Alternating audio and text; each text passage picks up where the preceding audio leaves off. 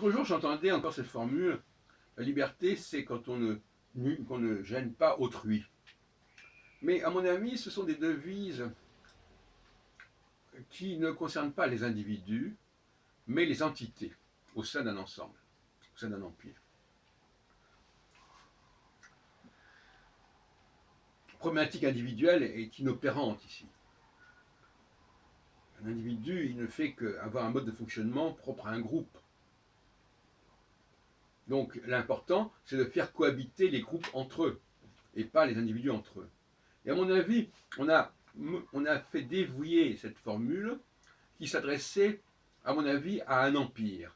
Dans un empire, et la France même, elle est un empire aussi, dans un empire, il y a différentes corporations, différents groupes, et chacun de ces groupes doit essayer d'exister sans nuire à l'autre groupe.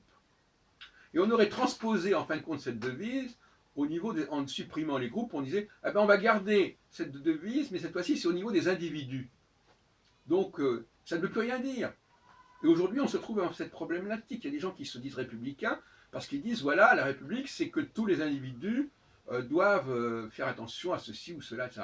Non, l'individu il est membre d'un groupe et c'est la relation entre ces groupes qui doit être gérée par l'État.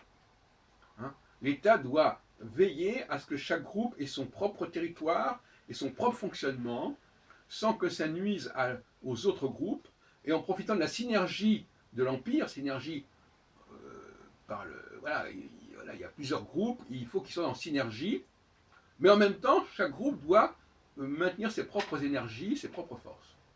Voilà. Donc il y a là, à mon avis, ce que j'appelle une décontextualisation, c'est-à-dire qu'une devise qui devrait servir pour les groupes est transposée pour les individus et elle perd complètement sa signification et sa portée.